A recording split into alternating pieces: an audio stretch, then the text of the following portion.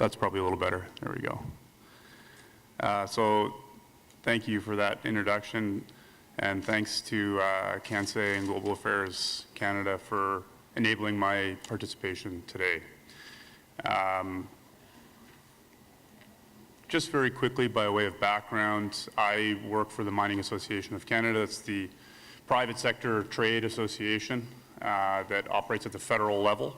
In the Canadian context, we have roughly 40 members. They're predominantly producing companies. They extract a diversified range of materials, as we heard from Brian earlier. The Canadian mining industry produces over 60 different minerals and metals on an annual basis. And what I'm going to talk to you about today is our Towards Sustainable Mining initiative. So TSM is a condition of membership at MAC for all of our members' domestic Canadian mine sites. And what I want to begin with is TSM is a program that is developed by miners for miners. So in that sense, it's very practical. If you were to take that program, wrap it up in a bow, give it to a mine site manager or operator, they would understand intuitively how to deploy this, what needs to be done, and put it in place on their site, okay? So that's a very positive thing. One of the challenging things is that acknowledging that MAC is an advocacy organization, that we represent the interests of our members, we represent the interests of mining companies to our domestic regulators and decision makers, there's a question of credibility, right? So how can MAC develop this program to ensure that the industry is accountable when we're the ones that are representing the industry's interests to those decision makers? Credibility is a key piece towards sustainable mining, and we've achieved that credibility predominantly through the first two bullets on that slide. TSM creates two pieces of accountability. It makes the industry accountable to itself through best practice, as well as through reporting and disclosure of that best practice at the mine site level itself. It also creates an accountability between the industry and the communities that live and operate and sort of coexist with mine operations around the mine sites themselves. The other piece that's really important is with respect to transparency. So TSM is an open source program. I could tell you, and I'm going to tell you today, that it's a very good program, and I can go on and on and on about why it works and what the benefits are. But the reality is you should look at that program and judge for yourself. So you can go to our website and you can look at all the guidance, you can look at all the documents, you can look at all the materials, and you can make an informed judgment as to whether you think that this program is worth its weight or not. So in that sense, accountability and transparency has been a fundamental driver to the credibility of the program. Finally, the program itself, well developed by industry for industry, it was developed in step with, directly with communities of interest, okay? So I'll talk to you a little bit about that. The COI advisory panel in some sense is kind of at the heart of Towards Sustainable Mining. Right now there are 12 representatives, and they are representatives from a cross-sector of civil society organizations that have a relationship or an engagement with mining companies, generally speaking. For example, in the Canadian context, we have representation from our 3 national Indigenous groups, First Nations people, Métis people, as well as the Inuit. We have representation from environmental NGOs. We have a representative from the Canadian Council of Churches, from the faith-based community. We have a mining finance expert who provides input. We have the director of the Canadian Steelworkers Union to bring perspective about labor and how those types of issues can arise with respect to mining companies. So ultimately, that 12-person panel meets on a biannual basis with some of the senior representation of the largest mining companies in Canada. So there is a meaningful ongoing dialogue with those representatives about TSM, how it's deployed, and how it works, okay? I'm going to talk to you a little bit more about the panel and its role as we move forward with respect to verification. But with respect to that annual progress report, the COI panel members themselves also provide an annual statement.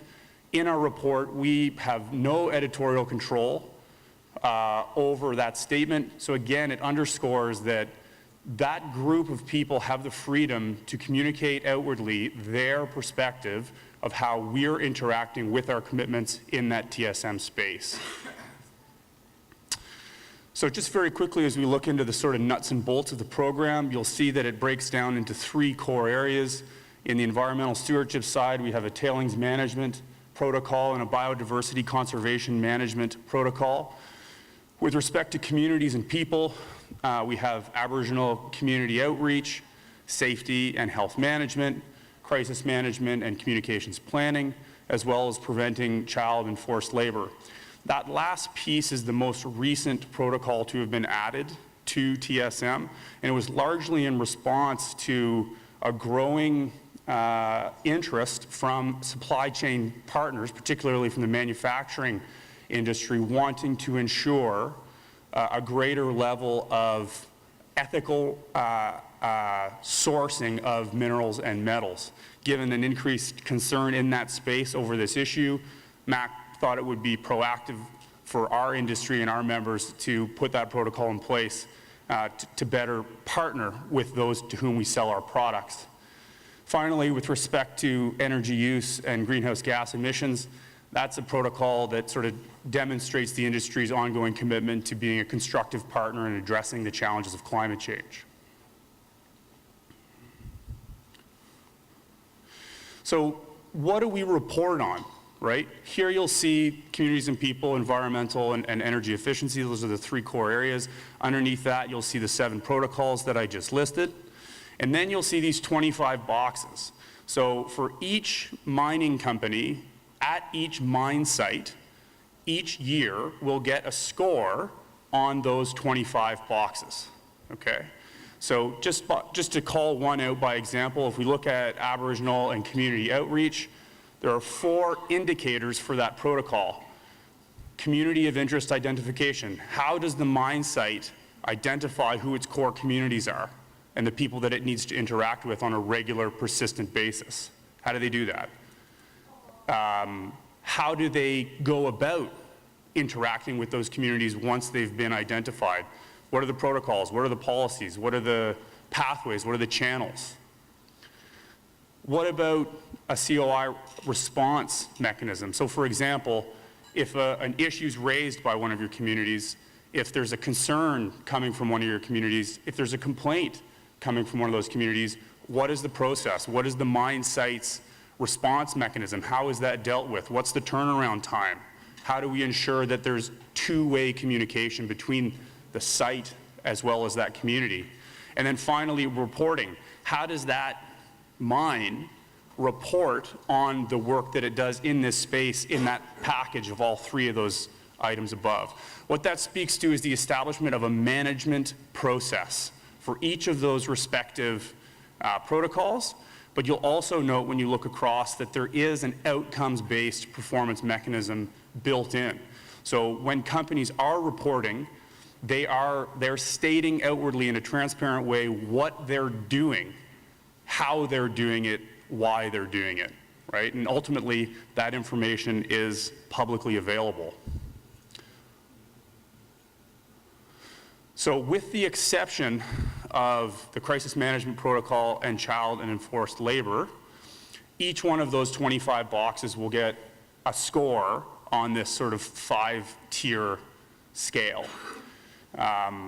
C is no systems in place. The mine site sort of reacts in an ad hoc way to issues as they arise. Level B is there's some procedures in place. The company at that site is on its way to a holistic system of management. A is MAC's goal. Our goal is to have all of our members achieve a level A or above for each of those 25 boxes. And that means, level A means good practice. It means there is an established management system in place for each of those protocols and associated indicators, and that there is input and data that comes into informing how the company manages their responsibilities and commitments in light of those protocols. Level AA and AAA are more about excellence in leadership. They're there as a pathway to demonstrate how companies can go above and beyond. We don't require that of our members. Companies can decide at their discretion whether they want to invest the capacity and resources needed to obtain those levels. Yeah.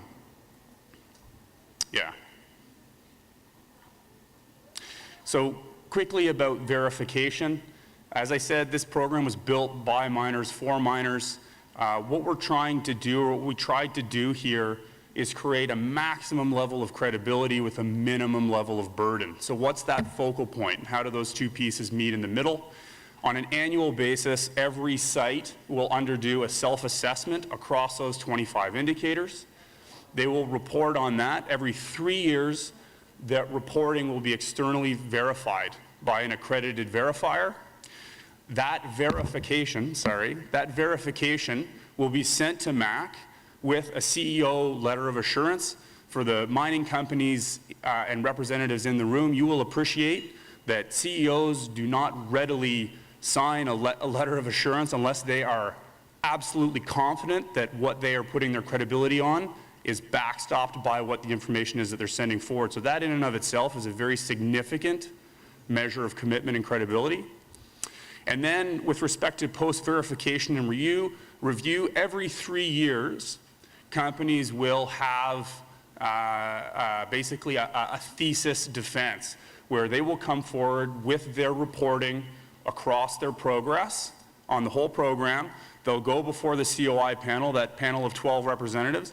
They will present on the work that they've done, and there will be a concrete discussion over the course of a morning over what the challenges are, what the opportunities were, how can continuous improvement unfold and move forward, okay? Just to give you an idea that the program itself is not static, some work is currently being undertaken right now to develop another protocol that focuses on the ethical and responsible use of water. At this point, there are 4 elements that are being considered: water governance, site use of water. The large piece on this one is catchment level. So how does the mining company interact with other stakeholders around the mine site with respect to shared responsible use of water? And then of course there will be a reporting component to that as well. So what I've talked about to date is sort of a nutshell of how the program works. In recent years, MAC has received a lot of interest from other jurisdictions globally about the program. And most recently, we've had several jurisdictions that have adopted it. So what we've done here is basically created 7 bullets without which you cannot call what you're deploying TSM. It's a framework. This is not Canada coming to you to tell you how to do mining best. This is us telling you what's worked best for us. Ultimately, we recognize that there are local particularities that need to be taken into account. In that sense, those 7 pieces should be informed by the realities and characteristics of the national context in which the program is being deployed. So this is a Canadian framework that ultimately would be completed by a made in Serbia approach, if that makes sense. Just very quickly on public reporting, that graph on the right, that's an example from Barrick's Hemlo mine. It's a gold mine in Ontario on the Indigenous and Communities Outreach Protocol. You'll see that they have level A and AA. This would be, again, this information along with all the other indicators is available on our website. So one of the benefits is if you are a local stakeholder to the mine site, instead of needing to call the corporate head office and get information about what's happening with respect to this outreach, you can go to our website and get a set of information available right there at your fingertips. If you look at an aggregate level, so this is a bigger graph of the one that you saw on the left there, this is our performance on that Indigenous and Communities Outreach Protocol aggregated across our membership. What you'll notice there in 2006 is that, roughly 50% of our members could obtain max target objective of A performance. What you've seen over the course of 10 years is upwards of 95% and above of our membership have obtained that level A performance. So this is demonstrative. The program isn't merely reporting on what you're doing, it's actually changing the way that you're doing things to achieve a greater level of performance. And it's not just this protocol. Here's our tailings management aggregated results as well. You'll notice that in 2006 you'll have relatively lower scores, and what you'll see is pretty significant improvement over the course of the last decade in tailings management as well. I have other data. There's tons of data on our website. In the interest of time, I'm not going to go further into those results, as I think I may have gone over already. Just very quickly, this is a sort of a representation of the countries to whom we're talking about this program. We currently have the program deployed by 5 countries on 5 different continents. We do a plurality of presentations in this space annually, so you're not alone in considering the value of this program and whether or not it's a good fit for Serbia. And I would be happy to take any questions that time permits. Thank you very much.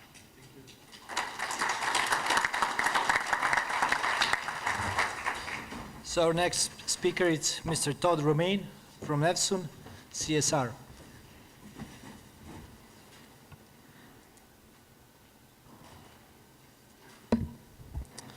Good, I guess